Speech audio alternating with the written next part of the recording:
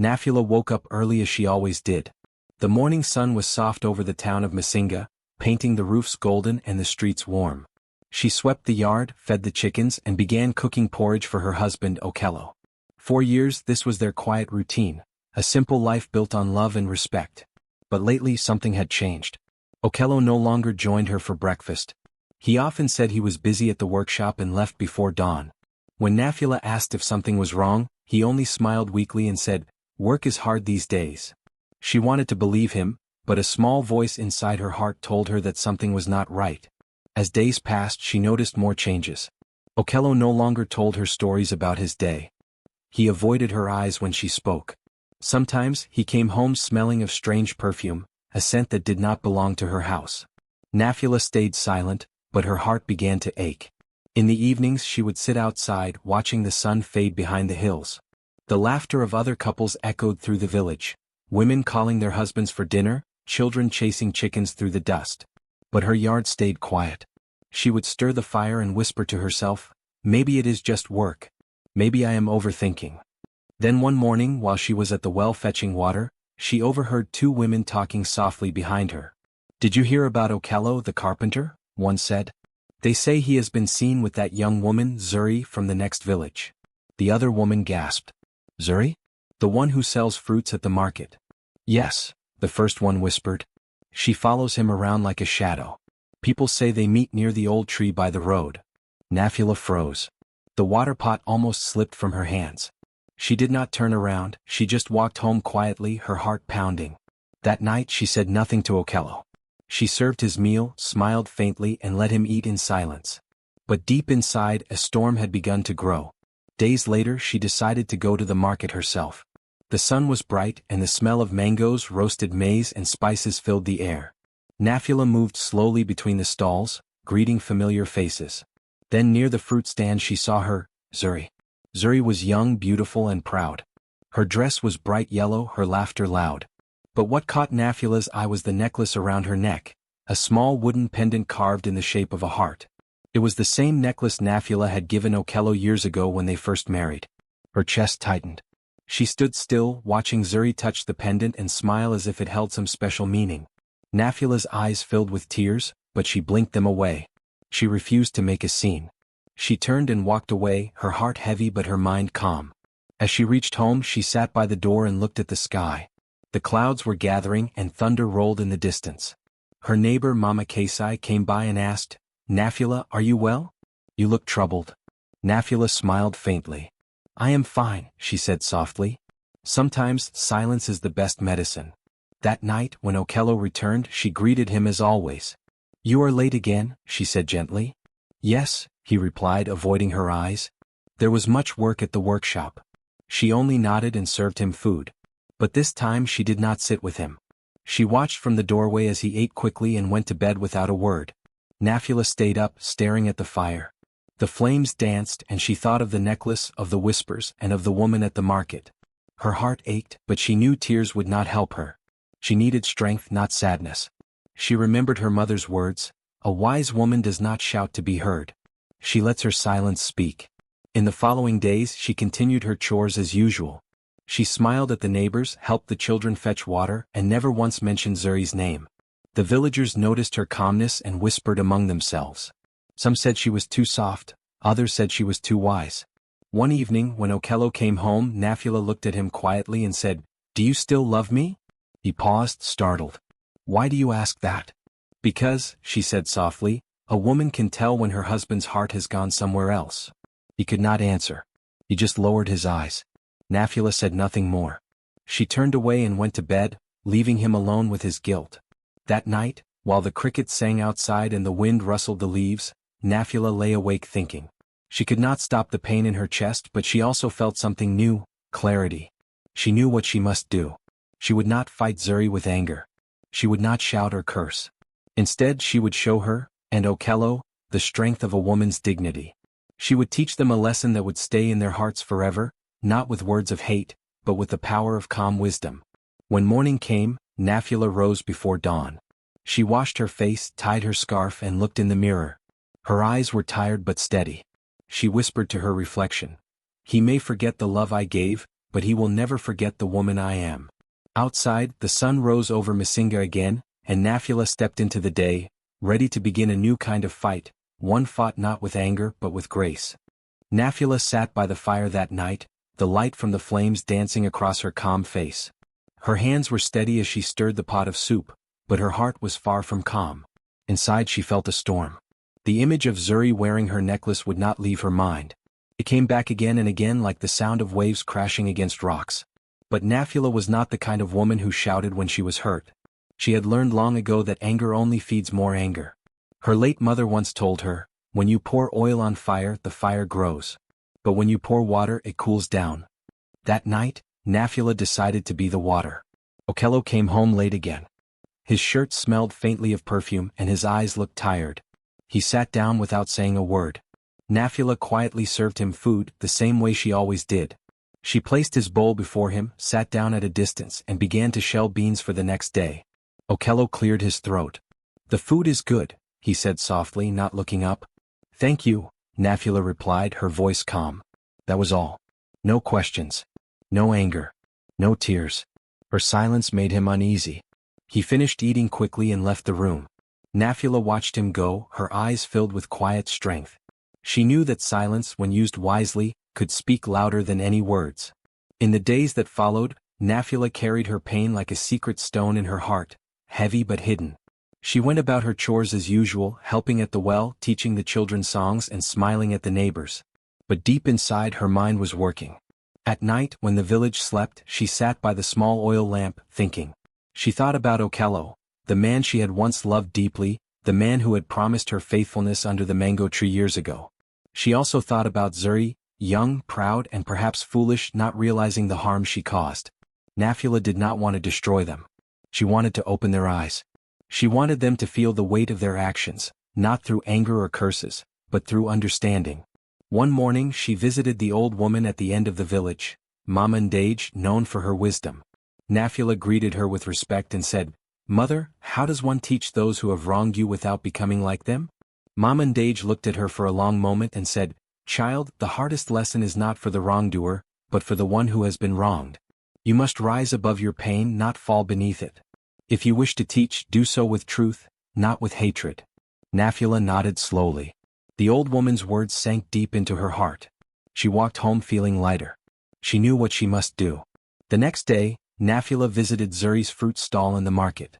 The villagers watched, whispering among themselves. They expected a fight, maybe even a public argument. But Nafula's face was calm as always. Zuri smiled nervously when she saw her. "Ah, Mama Nafula," she said, pretending to be polite. "Would you like some mangoes today?" Nafula smiled gently. "Yes, child. I would like some mangoes. The sweet ones if you have them." Zuri blinked, confused by her calm tone. "Of course," she said, handing over a small basket. Nafula paid her with a smile and said softly, "You are young and life will teach you many things.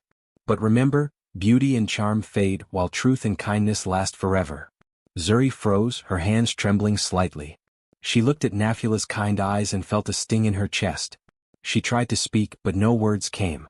Nafula simply nodded and walked away, her head held high. The villagers were silent as she passed. Some admired her strength, others pitied her pain. But one thing was clear, she had not fallen into anger.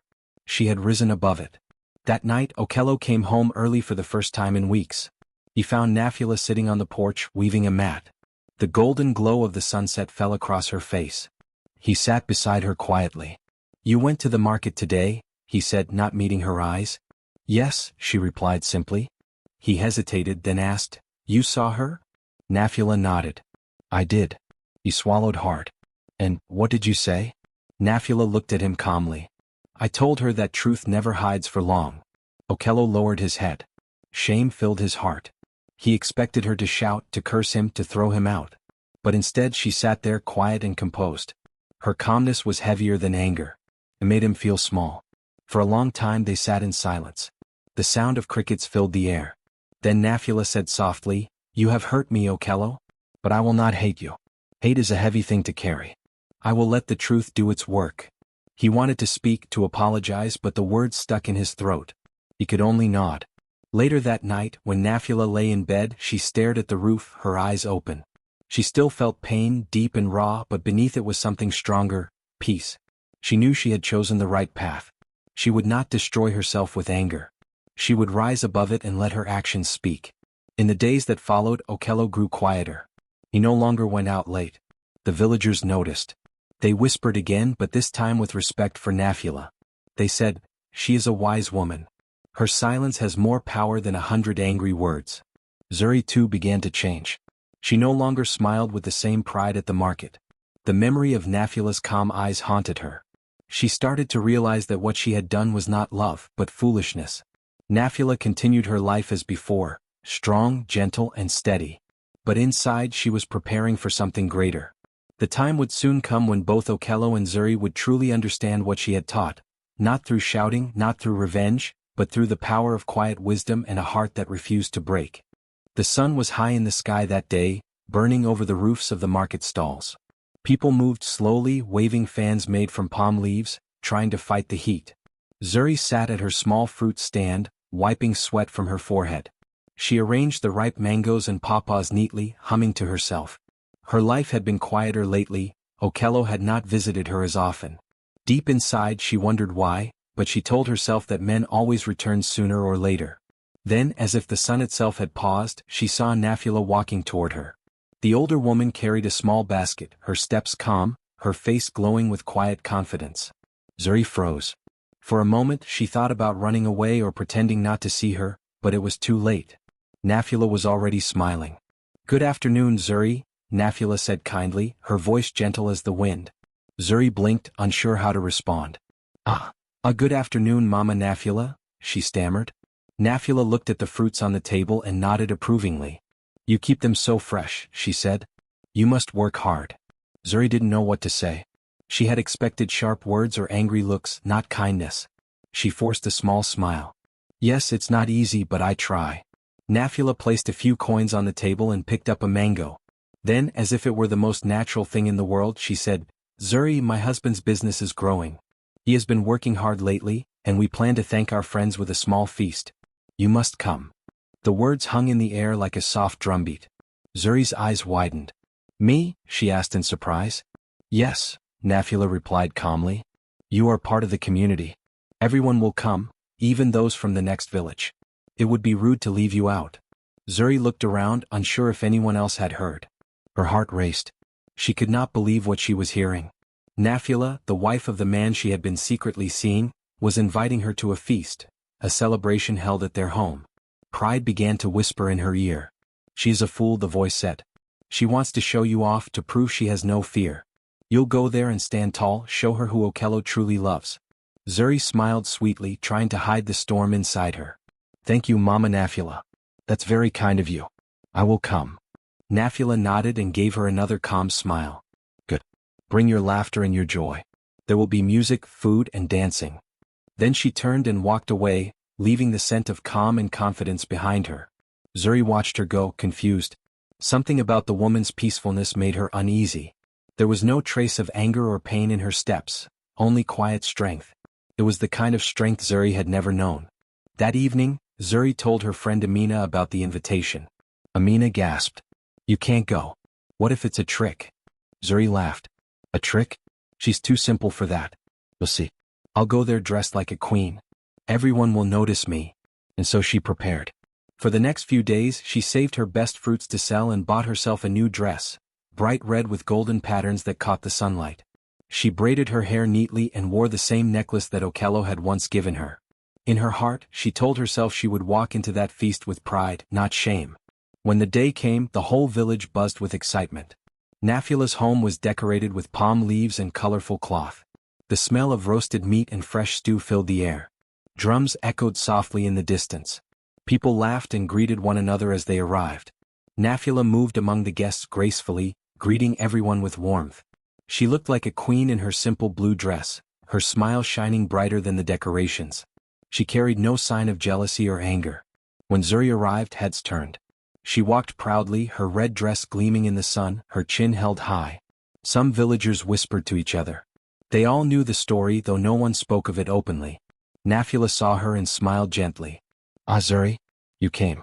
I am so happy," she said, welcoming her with open arms. Zuri hesitated but accepted the hug. Nafula's calmness felt strange, even disarming. Throughout the feast, Nafula treated Zuri with the same kindness she gave every guest. She offered her food, poured her drink, and asked if she was comfortable. Zuri smiled and nodded, but her thoughts were spinning. She felt a strange heaviness in her chest, guilt, maybe, or confusion. Later in the evening, when the drums grew louder and laughter filled the air, Nafula stood up. She raised her hand and said, "My friends, I thank you all for coming. Today is not only a celebration of work but of lessons learned. Lessons about patience, forgiveness, and truth." The crowd grew silent. Nafula's voice was calm but strong. "Sometimes," she continued, "people hurt us not because they are evil but because they are lost. And sometimes the best way to teach them is not with anger, but with kindness that opens their eyes."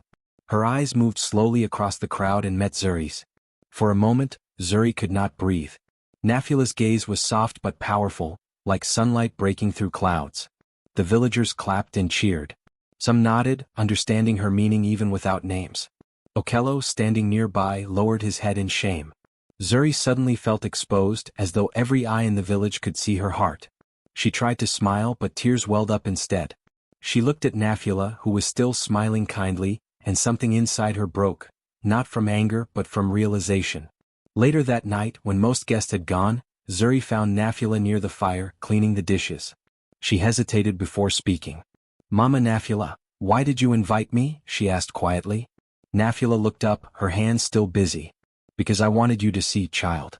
You may think love is taking but real love is giving. You may think victory is in pride but true victory is in peace." Zuri's eyes filled with tears. She knelt beside her and whispered, "I am sorry." Nafula placed a gentle hand on her shoulder. "It is not me you must apologize to, Zuri. It is yourself. Learn from this and be better." That night, as Zuri walked home under the quiet stars, her heart was heavy, but also lighter in a strange way.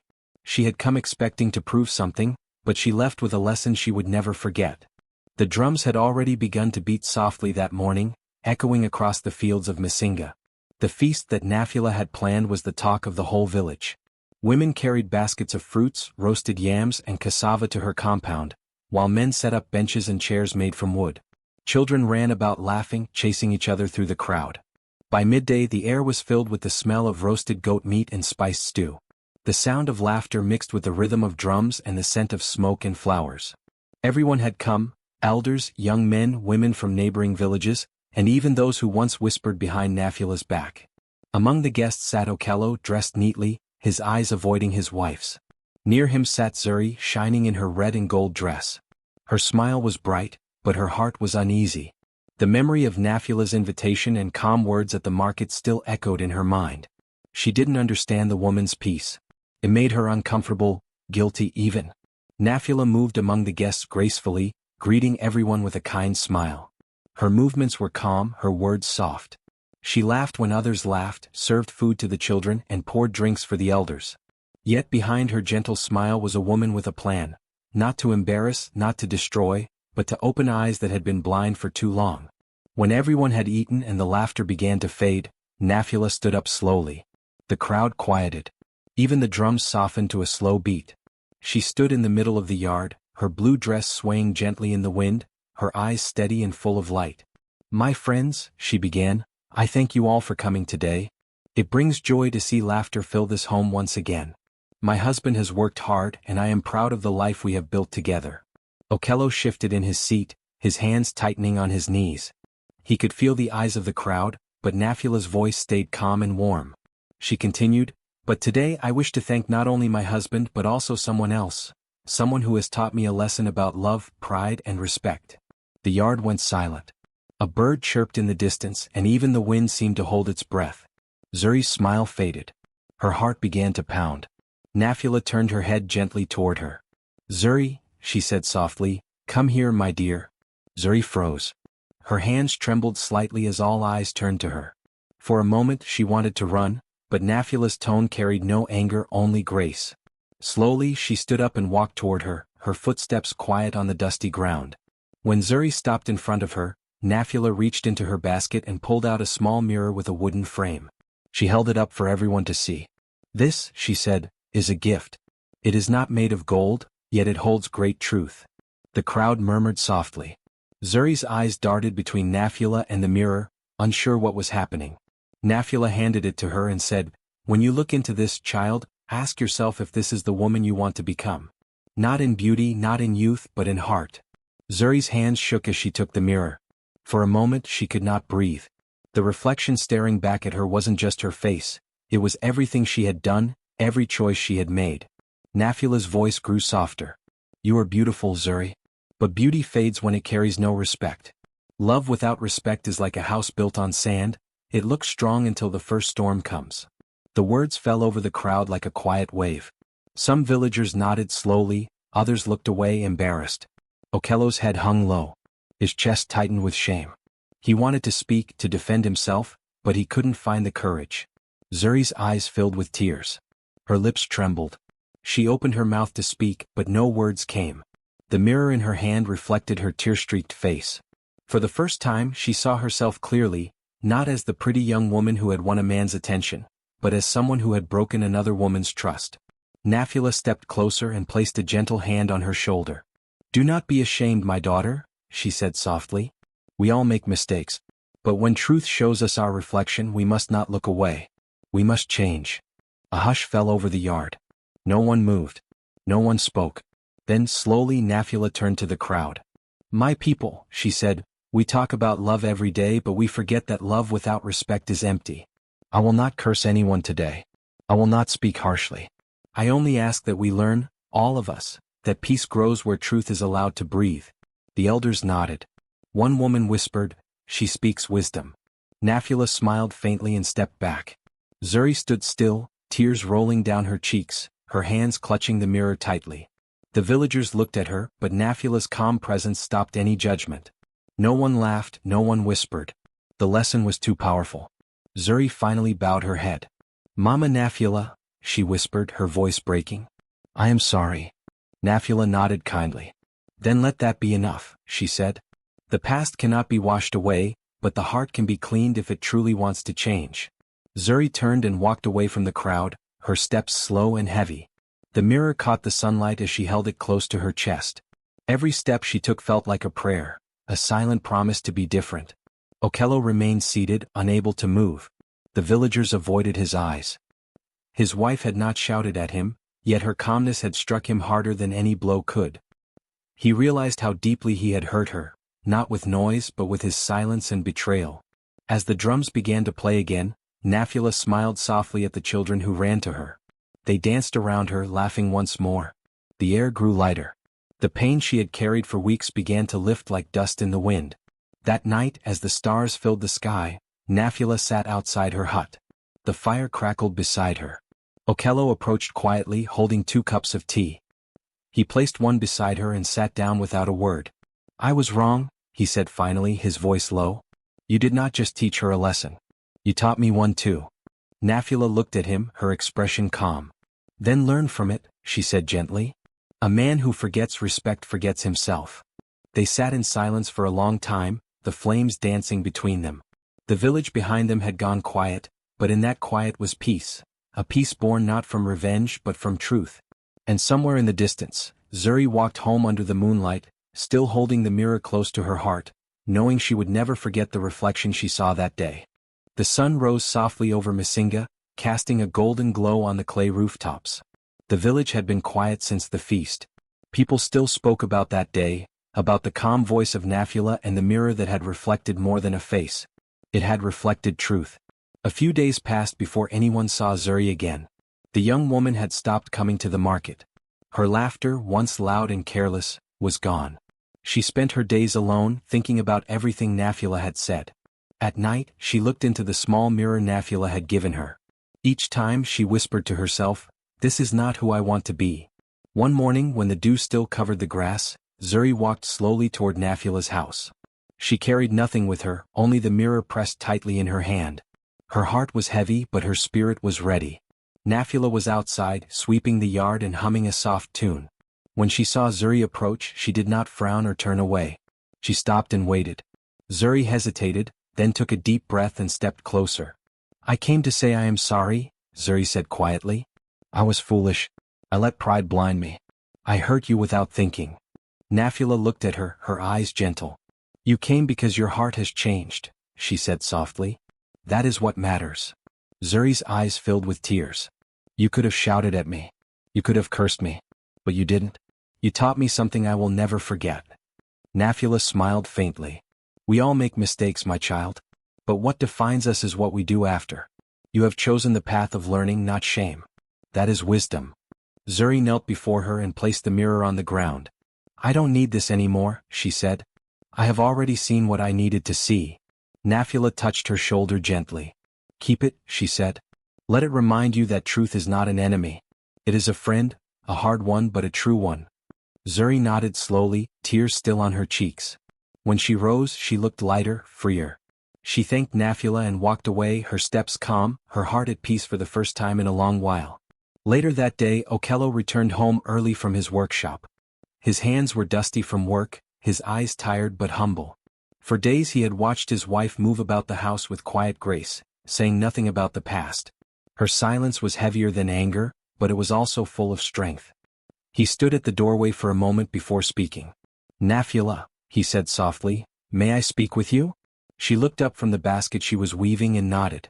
Come, she said simply. Okello walked over and sat beside her. He rubbed his hands together nervously, then spoke. I have been a fool, he said. You gave me love and I gave you pain. I forgot who stood beside me when I had nothing. I forgot who built this life with me. Nafula said nothing. She listened quietly, her face calm. I am not asking you to forget, he went on, his voice breaking slightly. But I ask you to forgive me.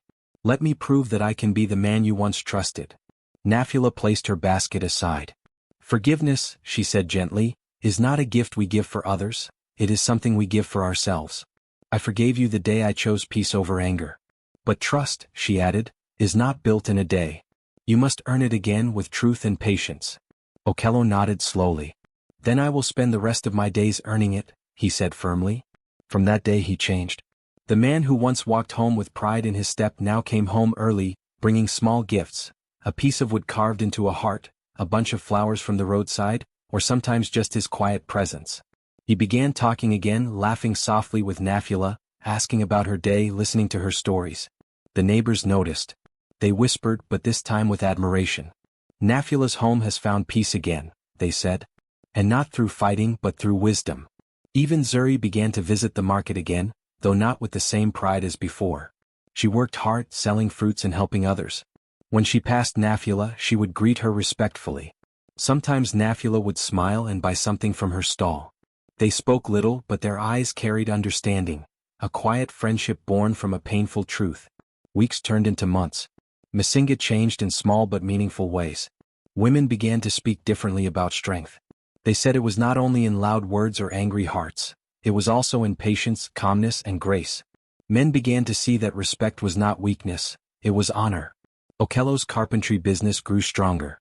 People trusted his work again because they saw the change in his character. He no longer smiled to impress others, he smiled from peace within. And Nafula, the woman once hurt, became known throughout the region as Mama Wabusara, the mother of wisdom. One afternoon a group of young girls came to her home. They wanted her advice about love and marriage. Nafula sat under the shade of a mango tree, her eyes kind as she spoke to them. Do not chase beauty or wealth, she said. Chase peace. If you find a man, let him be your partner, not your master. And if love ever turns cold, do not fight it with fire, fight it with truth. The girls nodded, their faces bright with respect. Okello watched from a distance, pride filling his heart. He had once nearly lost this woman, the one who carried storms inside her but never let them destroy her. He thanked the ancestors silently for giving him a second chance. That evening, as the sun set over Masinga, Nafula and Okello sat together outside their hut, watching the sky turn orange and gold. The air was quiet except for the distant laughter of children. Do you know, Okello said softly, people now say my wife is the wisest woman in the village? Nafula smiled. Wisdom is not born from peace, she said. It is born from pain, but only if we listen to what pain tries to teach. Okello reached for her hand. Then I will keep listening, he said. Nafula nodded and looked toward the horizon, where the last light of day faded into the soft blue of night. Her heart was calm. The storm that had once shaken her home had passed, leaving behind not ashes but strength. From that day on, whenever people spoke of Nafula, they said her name with respect. They said she was the woman who turned pain into peace, who taught a whole village that wisdom is stronger than anger. And even Zuri, when she saw Nafula at the market, would bow her head slightly and say, "Good morning, Mama Wabusara." Nafula would smile back and answer, "Good morning, my daughter." Life went on, the seasons changed, and the story of Nafula became one that mothers told their daughters by the fireside. The story of the woman who fought not with fire but with wisdom.